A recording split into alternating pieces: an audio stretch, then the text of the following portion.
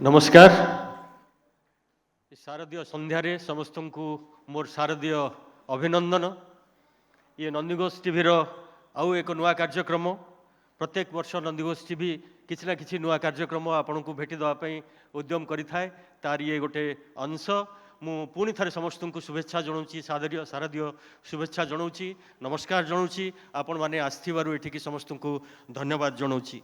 आज ये conclave real estate conclave और अवार्ड्स कनक्लेव मुख्य अतिथि माननीय सुलोचना दास भुवनेश्वर महानगर निगम मेयर महोदया आम सहित अच्छा रेरार मेंबर और रेरार मेंबर श्रीजुक्त विश्वाल अच्छा आम सहित मु अशेष अशेष धन्यवाद जनइबी। कारण साधारणतः रेरार मेंबर माने केबे कोठी के जाती नहीं, खोलारे जाइकरी साधारण बसंती नहीं, जेहेतु से माने विभिन्न पक्ष सहित आलोचना करती, किंतु तांको मु धन्यवाद जनइबी। आमर से अनुरोध रक्षा करिकरी आसिचंती आपण मानकु समस्त को किछि किछि विषय कहिबे रेरा संपर्क रे रेरा काहेकि एठी अछंती।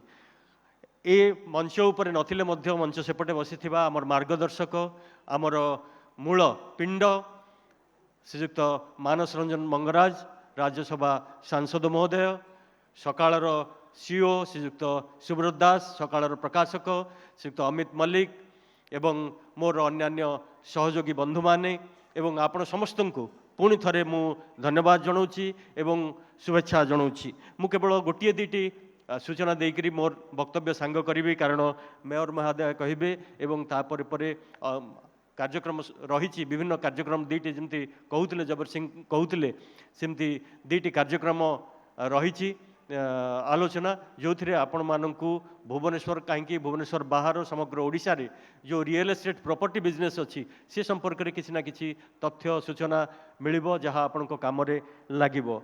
आमे ये कार्यक्रम कहीं आयोजन कलु रियल एस्टेट एवं खबर सरबराह संस्था भितर संपर्क कौन से संपर्क में आपण मन में निश्चय प्रश्न उठुथुबो। मुझे संपर्क में केवल गोटे कथा कहिबी जे रियल एस्टेट इंडस्ट्री बा प्रॉपर्टी इंडस्ट्री वर्तमान ओडिशार विकास रे गोटे मुख्य अंश होबाकू जाउची बा हेई सारिछि। ये जो आगामी दिन में ओडिशा नूतन ओडिशार भविष्य आम चिंता करुछंती सेथिरे रियल एस्टेट रो भूमिका अत्यंत गुरुत्वपूर्ण, यह कहवा बाहुल्य मात्र।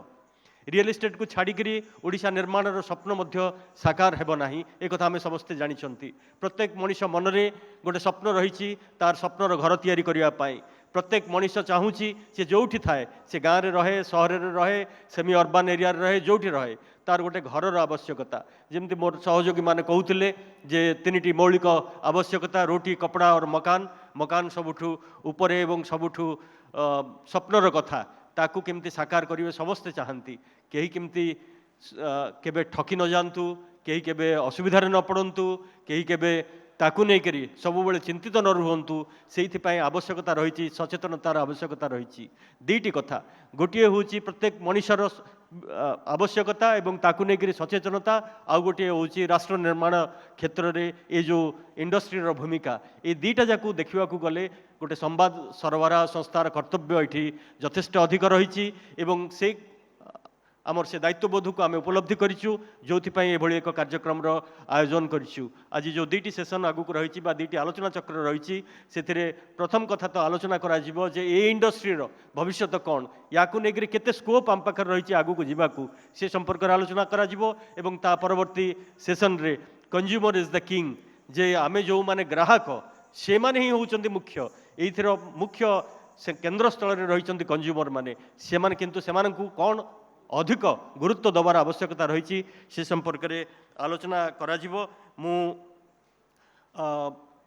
कहबाकू चाहिबी जे आमे आमर दायित्व जेतिकी जेतिकी तुले तुले जाऊँ से संपर्क में आपण माने देखुचंती जानुचंती। मु केवल नंदीघोष टीवी संपर्क में आउ गोटे दीपित कहबी एवं मोर वक्तव्य सांग करी। नंदीघोष टीवी आउ अल्प दिन भितर 5 वर्ष रे पदार्पण करने को जीव। आपण समस्ते जानिछंती जे कोविड अव्यवहित पूर्व ये संस्थार आत्मप्रकाश होता एवं तार पुरोधा बसिंट ये श्रीयुक्त मानस मंगराज तांकर मार्गदर्शन रे आमे ये चैनल शुभारंभ करूँ एवं गोटे बड़ समय धरिक आमको संघर्ष करने पड़ी कोविड समय आपण समस्ते जो घर भितर बंद थे आम से बाहर बाहरिक लोक सब खबर आपण पाखे पहुँचाइबा उद्यम करूँ एवं तार परे परे बहुत परिवर्तित परिस्थिति विभिन्न प्रकार घात संघात ताकू सम्मुखीन हो आपण पाखे खबर पहुँचाई आसुचु मु भावुची जे एतिकी दिन भितर आम आपण मानकर विश्वास भाजन हबारे सक्षम होइचु एवं आगुक मध्य आपण मानकर सहयोग रे ये चैनल आगुक बढ़िबो एति कहबी एवं आशा करी आज जो दुईटी सेशन अच्छी ये जो कनक्लेव आपण समस्त को आनंद देव एवं तथ्य देव यह आपण मानक जानापी अनेक सुजोग देव रियल एस्टेट संपर्क में मोर वक्तव्य को सांग करुच्ची वंदे उत्कल जननी जय जगन्नाथ।